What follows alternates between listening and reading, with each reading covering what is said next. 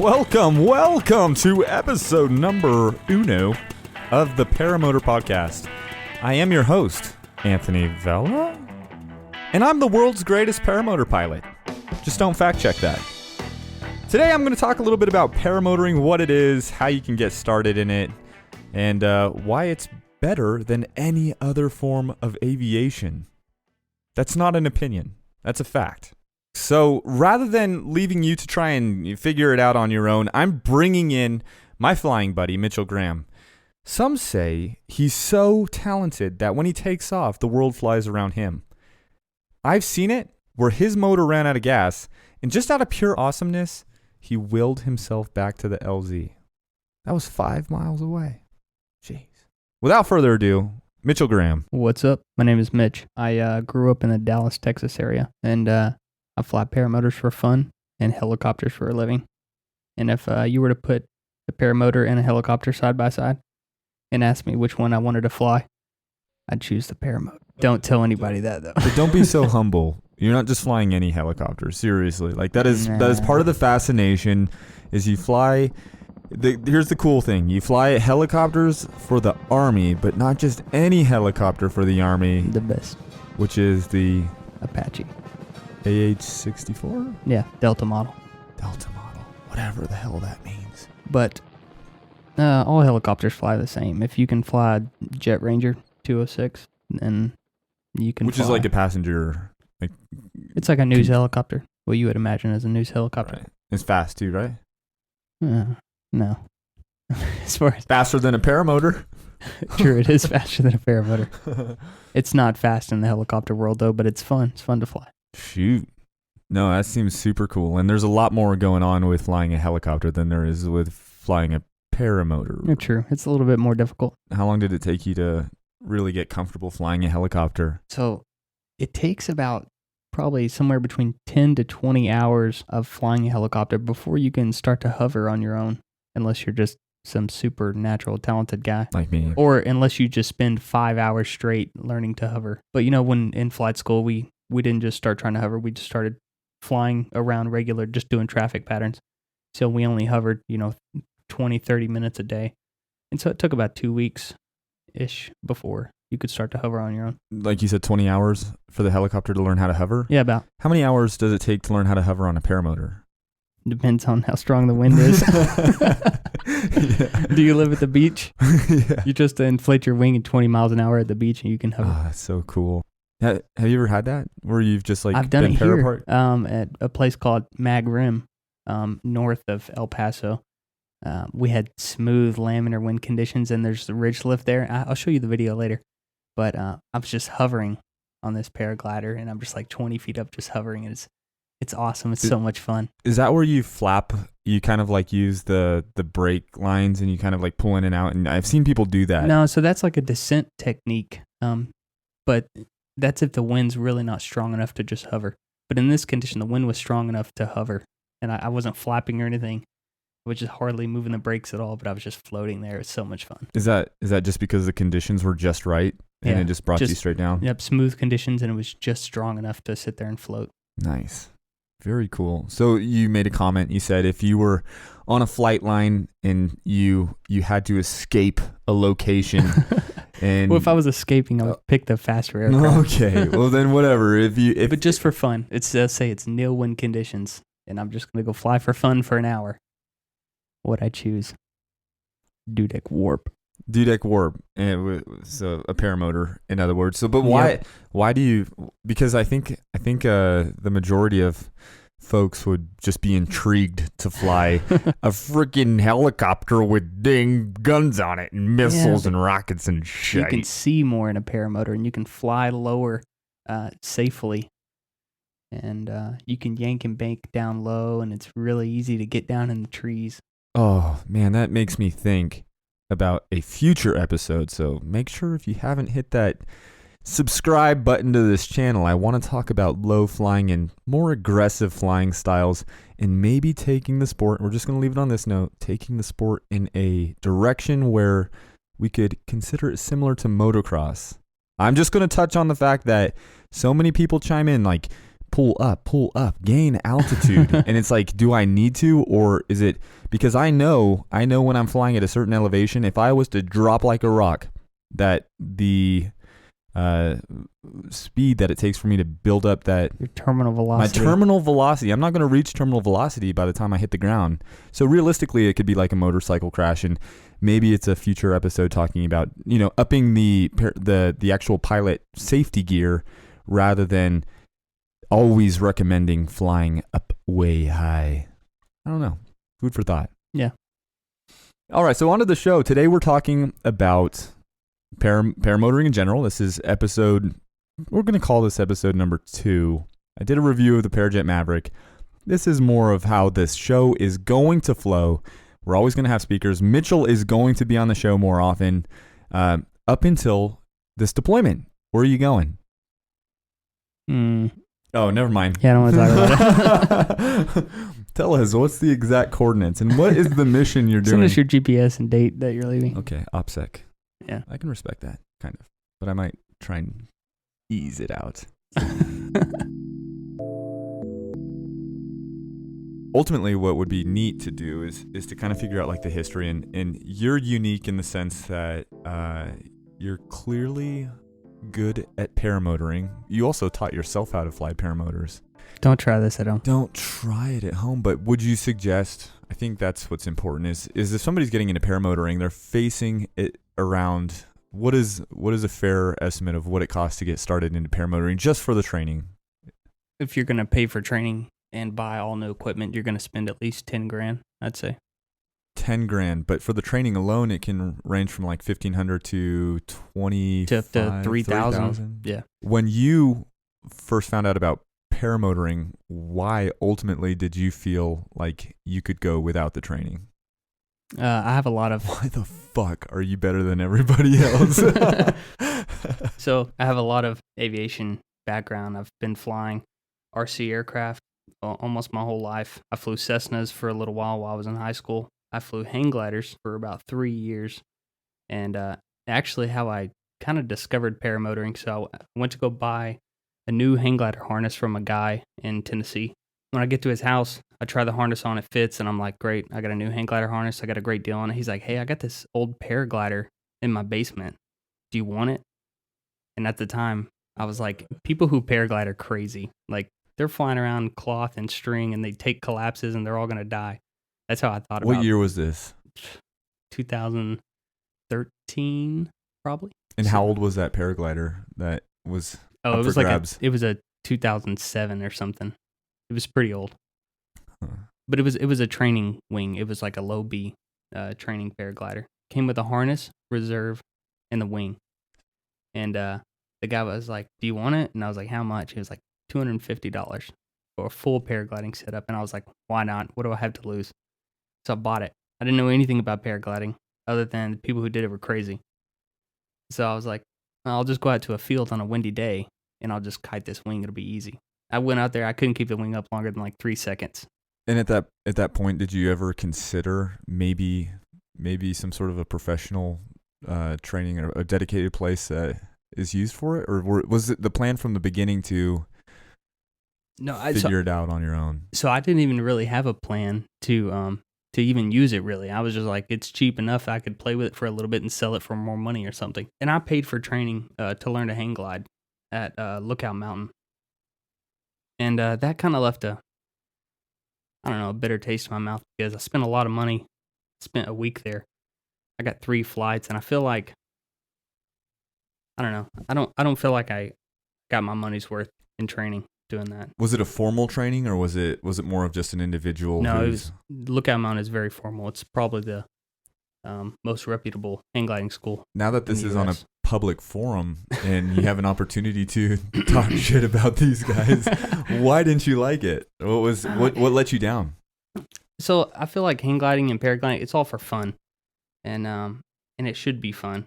But the whole time I was there, I felt like they were constantly just trying to get more money out of me. Oh no, you don't need to fly yet because the wind's blowing 3 miles an hour and you can only fly when it's 2 miles an hour. So stay here another 4 days and wait for the weather so we can keep taking money from you. Yeah. So it was very frustrating. Did you ever have, so when you learned how to fly hang gliders, was there ever like an initial fear or like an oh shit factor that made you appreciate having somebody else there? Because the thing that when I think about paramotor training, looking back, I think it's the biggest benefit of it, everything considered, is the fact that there's somebody there for when you have one of those oh crap moments. And whether it's just to calm the nerves, I think, because if I was to learn to fly paramotoring, me personally, I just imagine that if I was flying and it's that first time your feet leave the ground and you're really high up, and it's like if something were to go wrong, I'm glad that I am connected on comms to somebody who could help me out as opposed to just winging it. Yeah, but the difference between hang gliders and paragliders is you can't practice flying a hang glider on the ground. You can't control it when you're on the ground. You don't get control of the hang glider. You don't get control of the hang glider until you're in the air. Whereas a paraglider, you can practice on the ground kiting, and the controls are the exact same, but not on a hang glider. So that's kind of the difference. There's no way that I would try and teach myself to hang glide. But paragliding, I bought this cheap paraglider, and I went out and I basically taught myself to fly it safely on the ground. And I spent 3 months kiting before my feet ever really left the ground, higher than 3 or 4 feet. And you went from kiting it in a field to putting a motor on your back, or did you go to like a hill or something? And no, so I went and found like a little 20, 30-foot bunny hill, and I would just kite up the hill, turn around and run off. Kite up the hill, turn around and run off. And I did that repeatedly for 2 or 3 months, and until I felt proficient enough that I thought, oh, if I added a motor, it'd be super easy. And what do you classify as proficient? Like, at what point were you like, okay, I'm ready to go up for some sustained flight? When I would run off the hill and I could land on my feet every time, and when I could kite in the wind, and even in kind of gusty, turbulent conditions, I could keep the wing open and over my head. Aside from the actual practical type of things that you were doing as far as testing your skills, what about the knowledge? I'm sure you already had like a base knowledge of airspace and whatnot, but where else did you get your information from specific to like FAR 103, or was that even a relevant thing at that time? I didn't really read FAR 103 until I bought a paramotor, but as far as weather goes, hang gliding, they taught a little bit of weather there, and I bought a book at the hang gliding school that talked about weather, and I understood ridge lift, and I understood thermals, and understood, what not to fly in, what's okay to fly in. So, yeah, a lot of that carried over, and then I watched a lot of YouTube, and I read as much as possible that I could find on the internet. Specifically, what's been on my mind is I fly the 26-meter Spider, and Mitchell here flies the 16-meter Dudek Warp.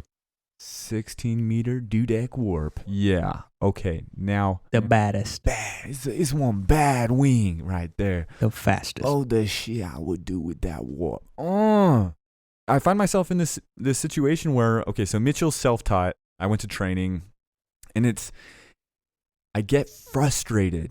It's like the only word I can think of. I'm just extremely frustrated because I fly a 26-meter Spider, and it's like there's a learning curve to the sport, granted, but not everybody learns at the same pace. True.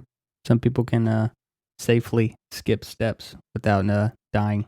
The Paramotor Facebook group, when I had originally put out there that I had wanted to get the Spider as my first wing, a lot of people chimed in and said, nope, no, you can't, don't do that. You need to start with a beginner wing. And it's like, in my mind, I'm like, is there really good reason for doing that if I can safely fly something that's in the ENB category of a wing? Spider is a beginner wing, in my opinion. It's super beginner, and I've come to find that. It wasn't until recently, maybe a few months ago, that I had tied in the 2D steering, but prior to that, it was a boat. Like, there was... It is a boat. Very, very limiting, to the point where when I tied in the 2D steering, would it be ironic to say that it felt safer because it just felt more precise? But even with the 2D steering tied in, it's flying with you is a dream come true. No. So I just want to add in that I think that how much weight you're carrying with a certain size, how heavy your wing loading is, plays a bigger factor in how safe a wing is for a person, more so than the design. If you're talking about the difference between a high B and a low B, if you took the low B and you overloaded it by 10, 20 kilograms versus the high B, you were flying in the weight range. That low B is going to be more dangerous for a beginner than the high B would have. Because you're light on it. Because you're light on it. And if you're light on a wing, they fly like boats. Yeah. And I weigh 185 pounds, and my motor is 55 pounds plus the fuel. And look, the point is when I look on Ozone's website, being that the Spider is made by Ozone, it puts it in the weight category. Plus, I have the factor of my density altitude here in El Paso. I'm at about 4,000 feet at the field that I take off from. And I think, so I'm just going to put it out there. I flew the 16-meter Snake. And Snake XX. The Snake XX. And when I flew it, it's like it just felt like there was like it was just under tension more, like it was under pressure more consistently throughout the flight, as opposed to the Spider, where if you do get in turbulence, like the other day I was flying closer towards the mountains, and you get in these little patches of rotor, which are just usually there just with the changing of the landscape. And there's times where it's like I'm going over these bumps, but once you go up, you come back down, and when you go down, you feel loose. And I feel as though that's more prominent on this big 26-meter wing as opposed to something like a 16-meter wing. That's a pretty big jump from 26 to 16. Yeah, some people don't know this. I didn't know this when I first came into the sport, but they think of an advanced wing as like, oh, it could collapse at any second. Because it's advanced, it's more prone to collapse than a beginner wing, but that's not true. It's actually more so the opposite. Beginner wings that are lightly loaded are easier to collapse. It takes less turbulence to collapse a beginner wing, but when it does collapse, it's a lot safer and it'll recover faster compared to a big wing or an advanced wing. So if I'm flying over the mountains and I take a collapse on the 26-meter, what's the difference? It's just going to recover faster? Is it going to jerk me less? Is it just going to pop back out? Yeah, it's going to. You'll have less of a turn from the. Let's say we're flying side by side. The same turbulence hits us, and it's strong enough to collapse both of our wings. Your wing would maybe turn you 20, 30 degrees to the left or right, whichever side the collapse is on. And then after that 20, 30 degree turn, the wing would reopen and you'd fly away. More advanced wings, if my warp were to take a collapse, it might even, especially if I was flying accelerated, my wing might do a 180 degree turn before it reopened again and started flying away. How much, and you're going to lose more altitude in that? Yeah, that and I would lose a lot more altitude. Right. Okay. So if you have plenty of altitude, it's not that bad.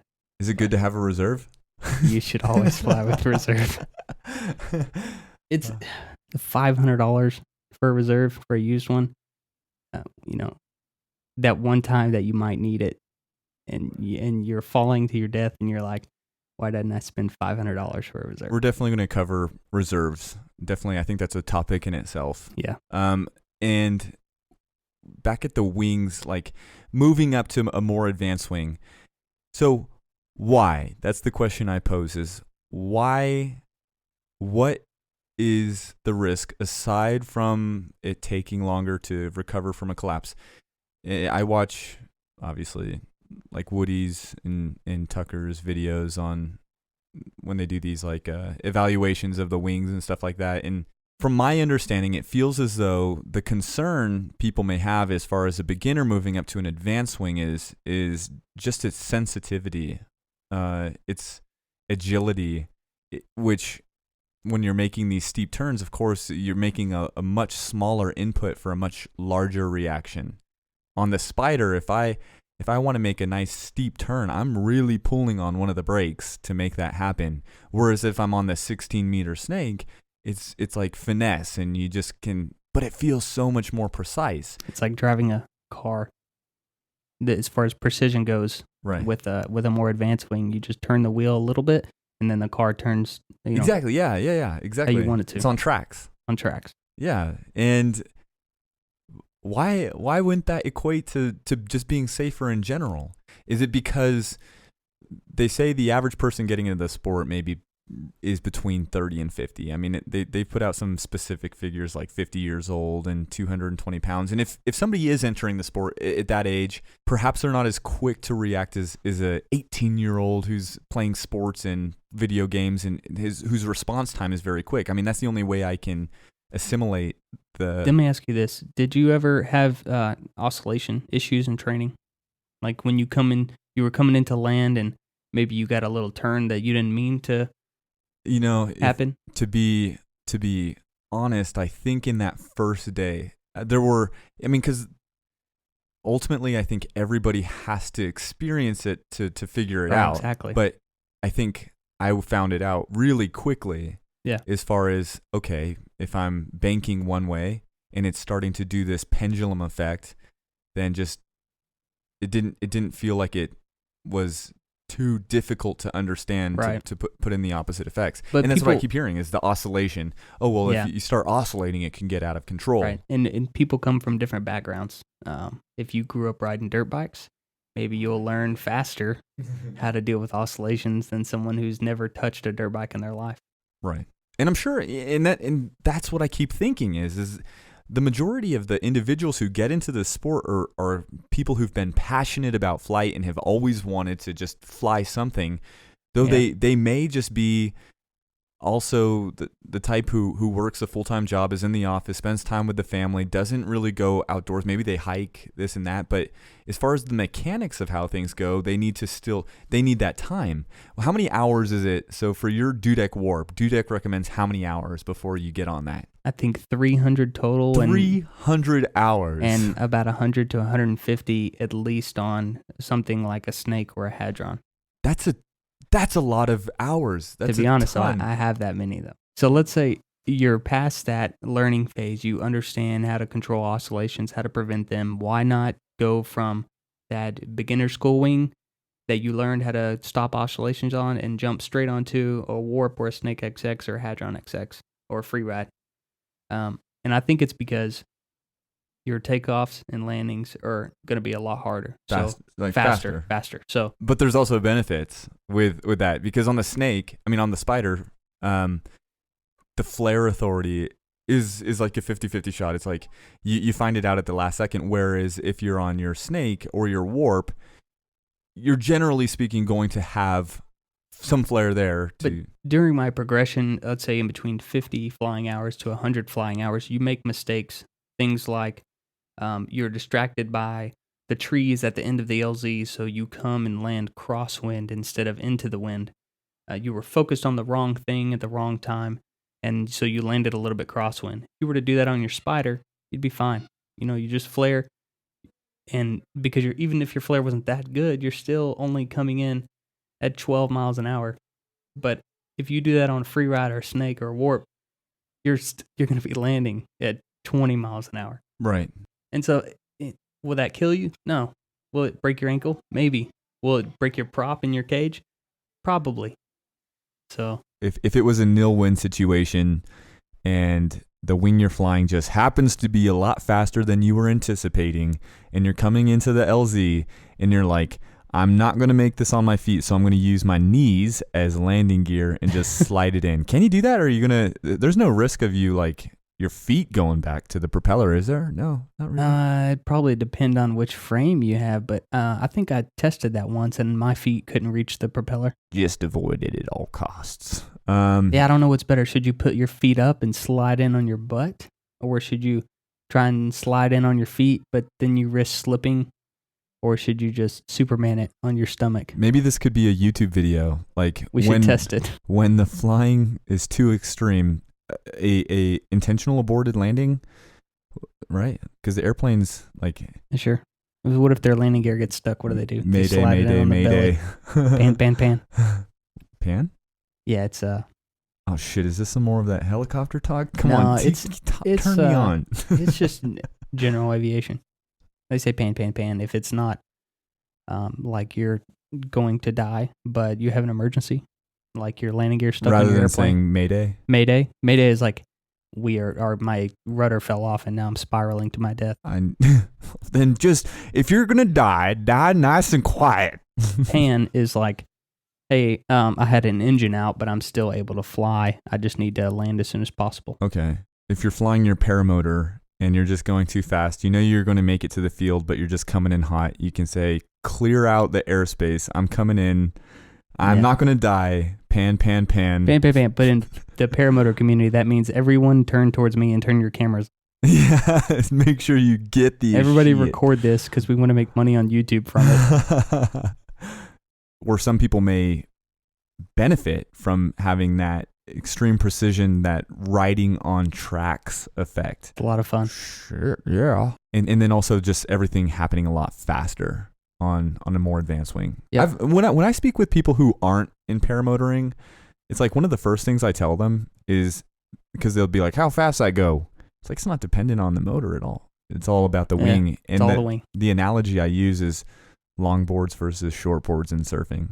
Yeah. Also, moving up, it's like maybe the style of flying you're doing. I guess that's what it really comes down to, is a lot of people don't care. Yeah, why? Not everybody needs to get all the way to flying a Hadron XX or a Warp or a Freeride. So why would you move up to a more advanced wing?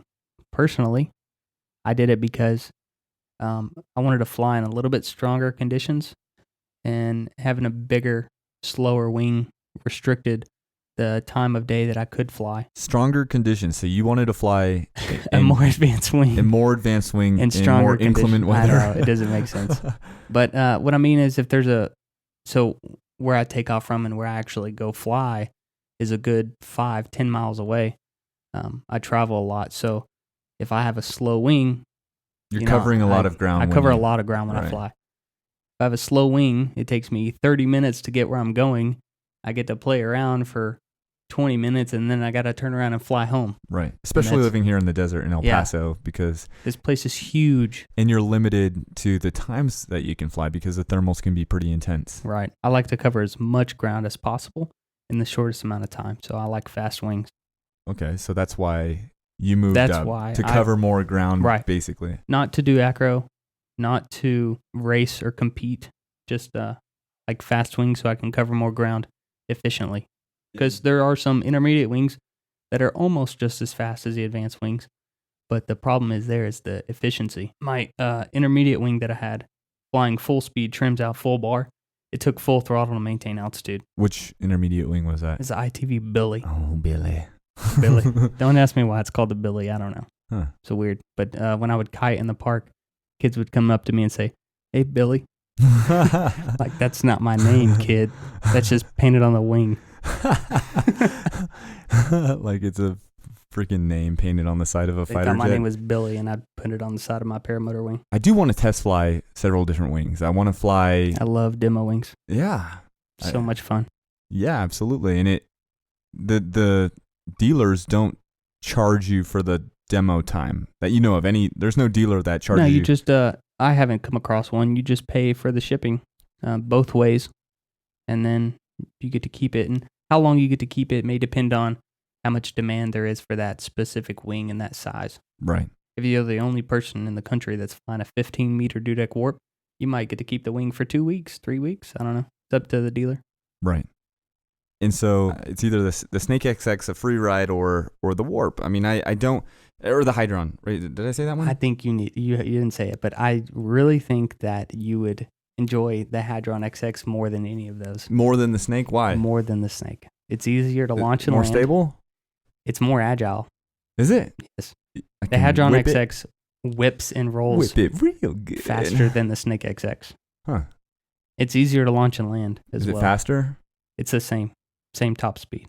The only difference is it doesn't come from the factory with the power attack system. You said easier to launch and land. It's easier to launch and land. It's 2 meters bigger. So if you flew by a 16-meter Snake XX, you should fly 18-meter Hadron XX. But you get the same top speed. But even though it's 2 meters bigger, and those 2 meters really help you with the takeoff and landing. Okay. Huh. You think that a bigger wing and it rolls faster. I like that roll. What about, so... And you know Remember the twitchiness kind of makes you nervous first time you flew the Snake? Which I've built up a tolerance, but yeah, of course. You build up a tolerance to it, but it's more, so the Hadron is less twitchy. And the most twitchy one that, from your experience, was the Freeride. Hands down. Yeah. That wing is sketchy.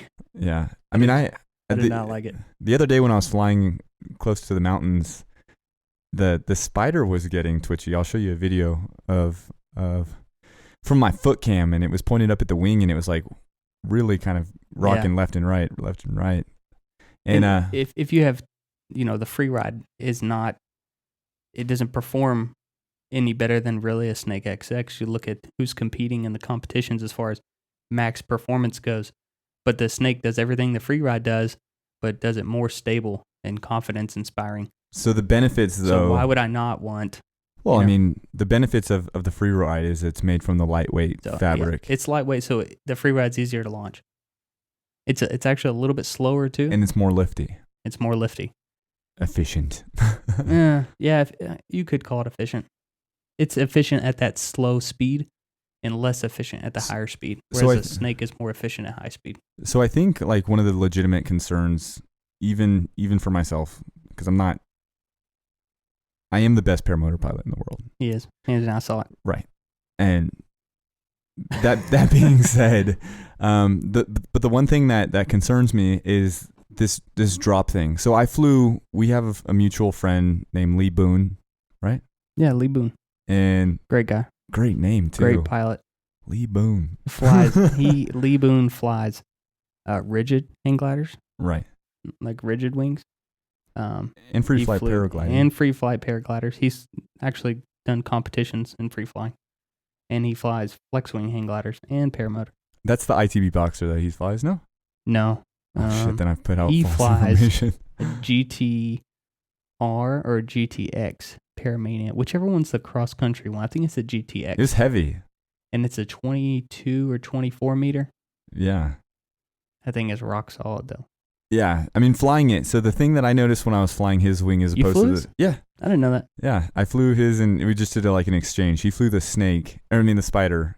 And when he flew the Spider, I bet he loved it. He did. He was like, man, this thing it handles so well.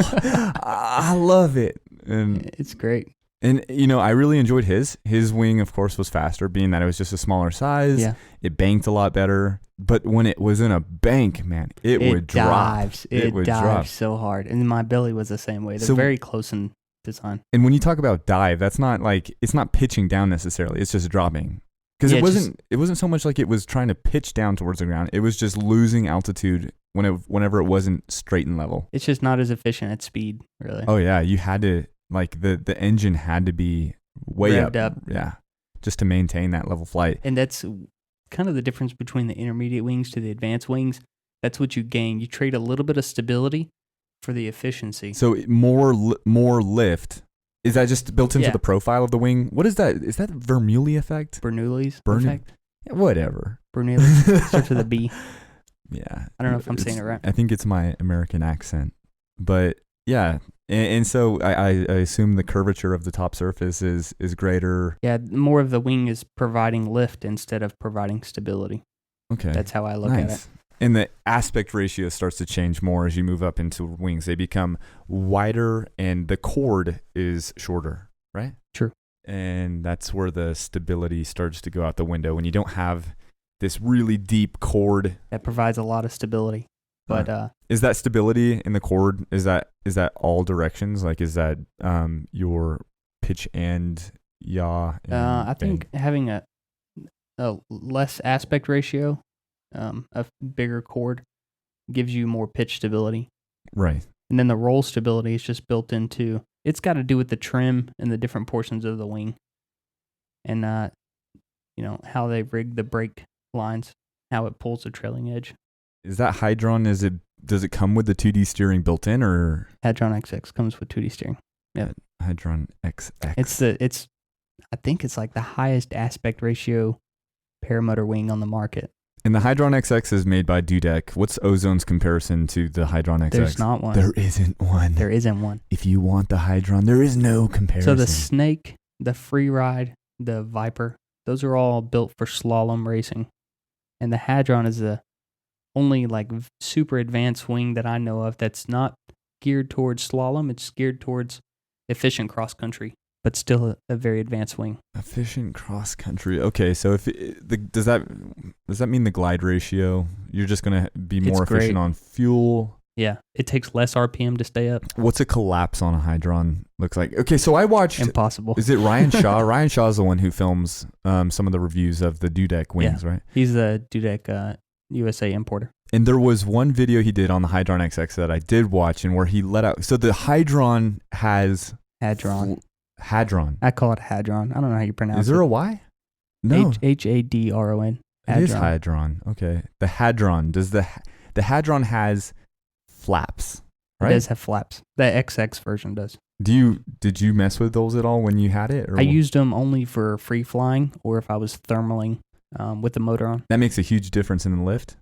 Yeah, it's kind of like if you were just to hold the brakes down to elbow level, position 2. You were to just hold your brakes down there all the time. That's kind of what the wing flies like with the flaps on. Okay. So it takes away some of that flare authority, but it slows you way down. Why you should not move up to an advanced wing? So I'm sure most people have figured out that advanced wings are really easy to do wing overs with and barrel rolls and whatever else kind of crazy things you want to do. And you should not move up to an advanced wing because you're having trouble doing wing overs on your intermediate or beginner glider. But wait. You should not do that. Okay. It's easier. It's easier. But if you get it wrong, the consequences are so much higher. If you were to stall, I don't even know, if you were a beginner who's never done an SIV and you were out there trying wing overs and you stalled one side of your wing and spun the glider, you might end up gift wrapped. Like spun the glider is like a helicopter? Yeah, a helo? A helo, more like a Mac twist. So you're doing cooler tricks. Yeah, but What's the problem with that? It's not fun if it's not intentional, trust me. Yeah. Didn't something like that happen when you were learning to fly when you were with a friend? During I almost spun my glider. I probably had 75-ish flight hours, and I was pulling steep turns down low. I was probably 50 feet AGL, and I did like a high-powered climb. My wing was behind me, and then my intention was to pull a steep turn to the right and kind of dive back down. But my glider was behind me and still climbing, and then I pulled a whole bunch of right brake, and more so than I had ever done. And I felt the pressure in my brake toggle just go to almost nothing. And luckily, I immediately put both my hands up, and the glider stopped rotating, and then just dove forward and flew out. But had I held my hand down another second, I probably would have spun my glider and got slammed into the ground from 50 feet up. Yikes. Yeah, no, it's not good. And when that happens, like, okay, so how fast is somebody going when because it's essentially the wing is no further operating as a wing, right? The airflow is disrupted and it's... Yeah, the glider stalled. Is it like a parachutal stall where any sort of drag that's created is just by the displacement of air? Yeah, your wing is still slowing you down some, so you're not falling, like a free fall with just the motor. But it's still a fast enough descent rate to break your back, but maybe even kill you. Maybe kill you. Maybe. That's a risk I'm willing to take. No. Take the risk of high. Because if you spin your glider at altitude, playing around, then you'll probably just fly out of it or maybe throw your reserve and have a crash landing, but you're not going to have a broken back. And the advanced wings take longer to self-recover than if you were to do it on the let's say an Ozone Mojo or Spider. It's... They're bigger and they dampen out the energy. So what happens when you stall a glider, it rocks back, and then the dangerous part is the surge forward. When the glider reinflates and starts flying again, it'll surge and it'll shoot forward. And if it does it too quickly, you can fall into your own lines and into your own wing. Like the beginning of an infinite. Right? Yeah. That's how an infinite starts. It's like doing half an infinite, though. Right. You don't have enough energy to get all the way through. Right. That's the dangerous part, is when you don't have enough energy to get all the way through, but you have enough to make yourself go weightless and fall into your lines.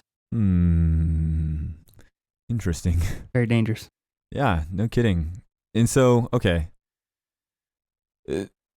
So let's cover one more wing made by Dudek, which is the Nucleon XX.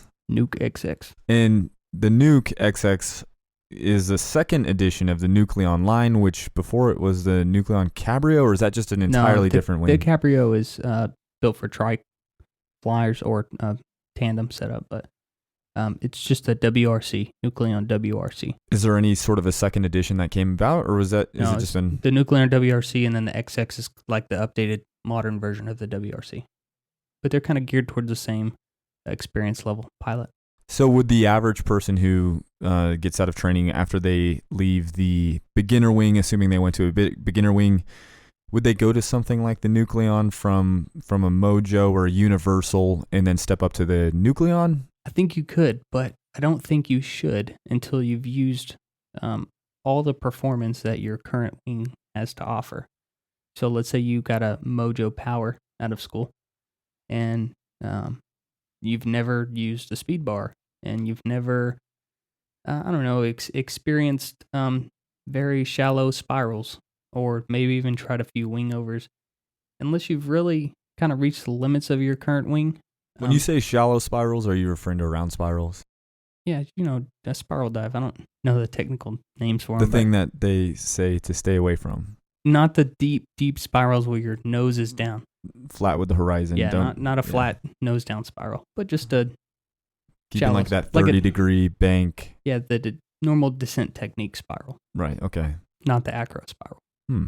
But yeah, I think you could go to a Nuke XX if you've learned to use the full potential of your Mojo Power. Full potential, what are some things that you may want to consider having down relatively well before advancing? So if you don't land on your feet every time, don't move up. Stay on the Mojo Power until you can nail those landings every time, until you can spot land. Throw a riser bag out there and land on it and do like 10 touch and goes and land on it every time. If you can't do that yet, stay on whatever wing you're on. Did you ever do that to become proficient? Oh yeah, all the time. Dedicate flights to it. Yeah, my first 50 hours in a paramotor, I stayed in the basically the same LZ that I took off from. I didn't go cross country. I didn't go anywhere. I just stayed at the LZ, and I would just spot land, touch and go, over and over and over. Yeah, that makes sense. Until I felt good enough so that when I went cross country, if my motor quit on me, I could choose a spot to land and land there safely. Okay, so things like spot landings. What about things in the air that people may want to have down? Test out big ears. Test out. That's something I still have never done. Never done it. Never. I get this fear while I'm flying, like I'm just pulling lines and I'm like intentionally disrupting my glider. That's a good technique that could save you one day, though. I was saved by big ears while free flying before. Is there anything that could really go wrong, or is it one of the safer things that you can try? I think it's one of the safer things that you could try. Just what if you were to pull in one side? Make sure you're pulling the correct lines. Right. I mean, so I want to... If you pull in one side on a Mojo, it's going to probably still fly straight. Tucker Gott did a video where he like intentionally collapsed the wing, and he was flying the Mojo for that. And even if the result was the same, regardless of the lines he was pulling, like it almost instantaneously corrected itself. Yeah. And so if you were to pull the wrong big ears on something like the Mojo, I'm sure even if it was on the Spider, that realistically it in theory should correct itself relatively quickly. Do you need a reserve to practice this? You should always practice. You should always fly with a reserve. Okay, I'm looking for a loophole here. So I think one of the bigger maneuvers to discuss would be the wing over. The wing over. Just take it slow and easy. Start small. Do small ones forever. Power on, power off. What are we looking at? Power off. Go up super, super high. Power off. And just practice little baby ones. As you don't want to go too big too soon. If you just go full send it and you just yank a whole bunch of brake at the bottom of a wing over, you're probably going to take a large collapse afterwards. And the most intimidating thing when it comes to wing overs for some people may just be how to get out of a wing over, right? Yeah. So that's why I think you should practice those spirals. Right. Because if you contrary to what other people right, sometimes if you suggest. enter a wing over, and you know you're too late, and you don't want to pull the opposite brake and swing the other side around, just enter a nice spiral and slowly come out of the spiral, and you'll go back to flying again. But if you build up all that energy and then you have no idea how to deal with it, you don't know how to deal with it in a spiral, or you don't know how to deal with it with smaller wing overs, then you could send yourself collapsing into your own lines. So for me, now that I'm kind of like playing around with it, like I feel very comfortable flying, so long as I'm not like trying to push it. But when I do these little wing overs, sometimes when I exit it, I seem to be getting better and better at like exiting it at the desired heading. And sometimes if I'm to pendulum up to the, one side and I'm ready to exit the wing over maneuver, what I do is I just input the opposite brake so that I start to dampen out that pendulum effect. Yeah. And have you ever noticed when you dampen it, something that I find is that when I'm swinging up one side and I pull the opposite brake when I'm going down to prevent building up any more energy, it's almost as though I'm sliding back down. Like the wing and myself are dropping and to slow that descent. You know what I'm talking about? I think I know what you're saying. It's like, I'm going to use my hands here for Mitchell for a visual, but when I swing up like this, if I pull opposite, it's almost like this, like the whole wing and me are sliding. Yeah, I see what you're saying. Like slipping down. You're like side slipping a little bit. Yeah. Yeah, I think. Yeah, that makes sense. All right, just making sure. Mitchell's the official, so. Remember, I taught myself. Take what I say with a grain of salt. Shoot. But yeah, I just figured stuff out. I mean, one of these, another future episode would definitely be on training and just thoughts on training in general. And I think the consistency with training is so important. You see these debates come up when somebody's like, hey, I'm really interested. I'd love to get into flying, but please just tell me where I should go. Should. And it's like, I don't know. I'm sure experiences vary depending on where you go. Yep. And there's also the personality conflict. Maybe your personality fits better with one instructor versus another. Right.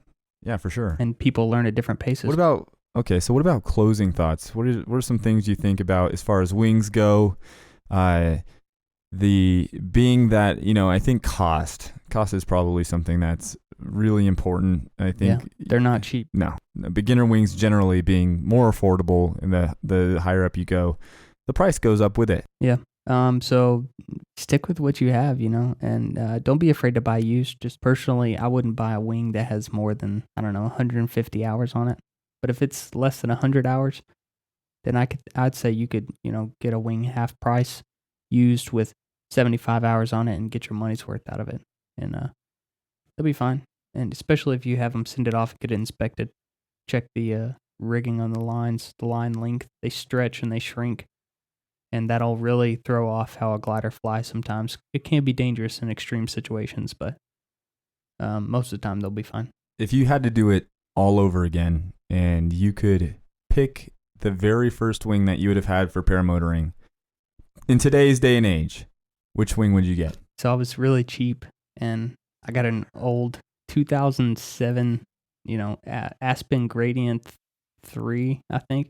It was my second wing. But it was the one that I bought with the paramotor, and it was so cheap, and it was old, and it was really hard to launch. If I could do it over again, I just would have spent the money and bought a brand new Dudek Universal.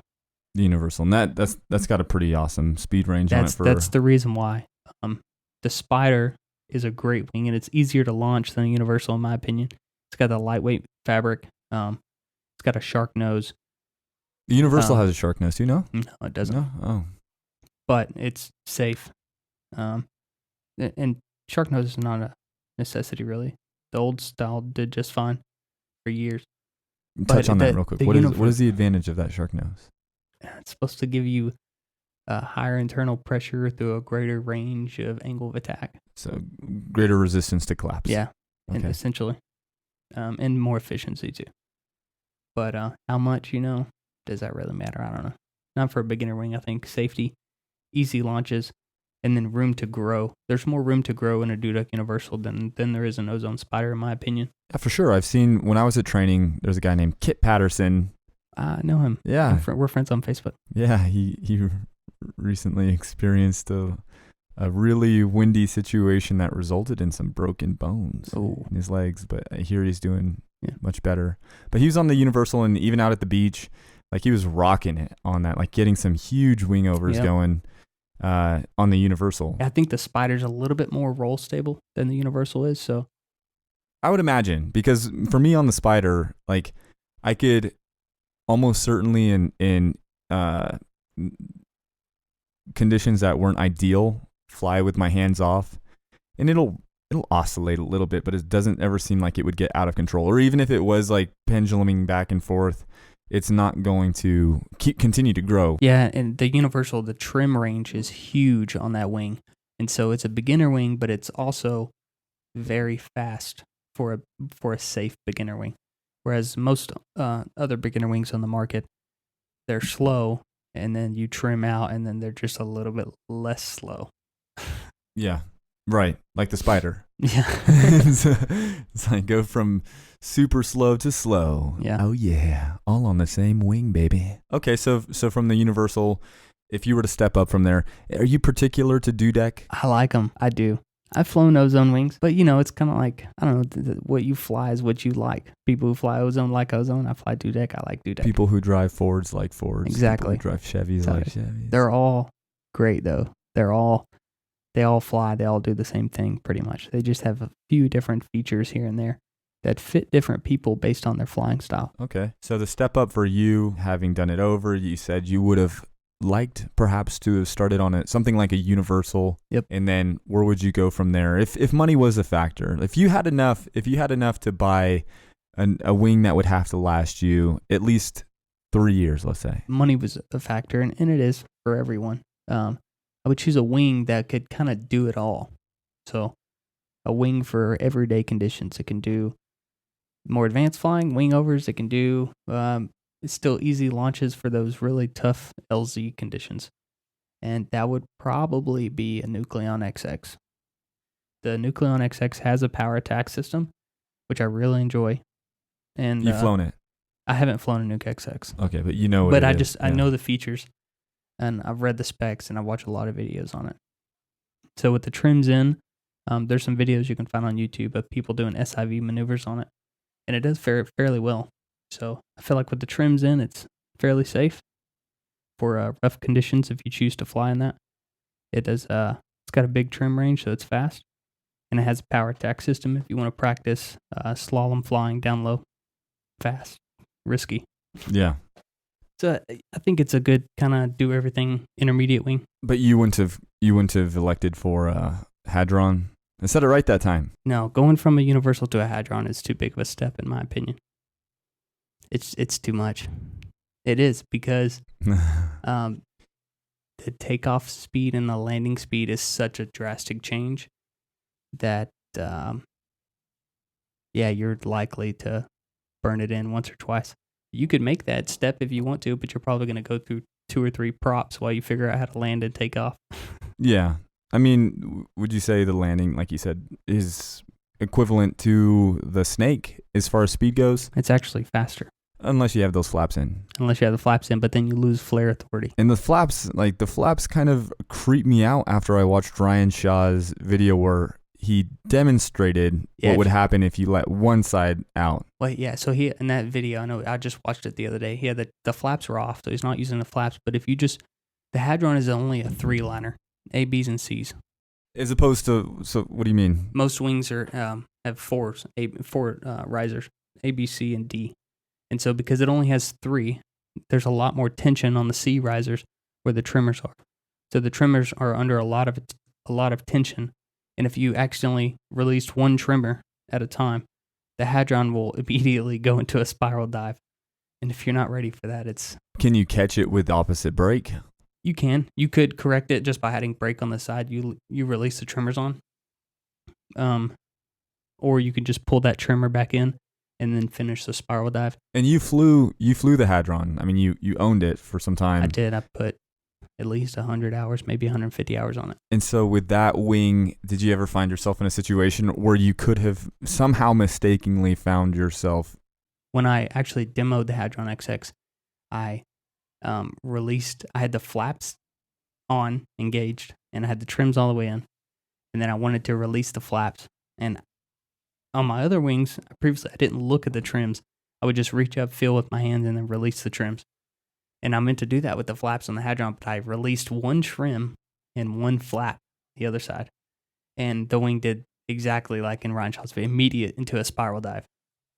And I just reached down, I pulled that trimmer all the way in, and then I released the other flap, and then I just flew. Did it surge at all? No, but it was terrifying. Yeah, I bet. It's very scary. Luckily, I had altitude. If I would have been down low, I probably would have crashed. So what's my verdict? I'm eventually going to switch from the Spider 26 meter. I've flown the Snake 16 meter. I really did like it a lot. Yeah, you're young. You're a fast learner. Handsome. But you've shown the capabilities that you know your own limits and you don't push them too far. So I think you could handle stepping up to an advanced wing, and maybe just, if you fit in the weight range on 2 different wings, maybe choose the bigger size. So it'll be a little bit more dampened, less aggressive for maneuvers and slower takeoff and landings. I would recommend the Hadron XX because I think it's a little bit better of an everyday wing. The Snake is geared more towards slalom flying. Right on.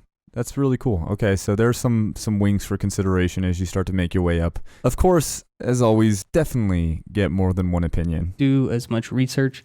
Watch every video about that wing on YouTube that you possibly can. That's what I do. Right. And hopefully there'll be more as time goes on, rather than just hear it from the same person and every if time. you have questions about wing opinions, don't be afraid to send messages to the owners or to guys like me and Anthony and ask us what we think about them and which wing suits you better for your style. Thank you all so much for listening today. That's going to conclude this second episode of the Paramotor Podcast. We enjoy talking about paramotor stuff. Yeah, we love talking about paramotors. So the intent behind the Paramotor Podcast is to present shows every week with a different topic. If you have topic ideas you want us to talk about, let us know, and we'll incorporate that into our show. Facebook.com/the Paramotor Podcast. Paramotor Podcast. It doesn't even exist yet. I'm going to get right on that now that I'm freaking saying it. All jokes aside, the Paramotor Podcast is up on Facebook at facebook.com/the Paramotor Podcast. So like Mitchell said, if you've got an idea for a future show, a topic you want to discuss, something crazy, something absurd, just let us know. Drop us a message. You can message us there. Have a nice day.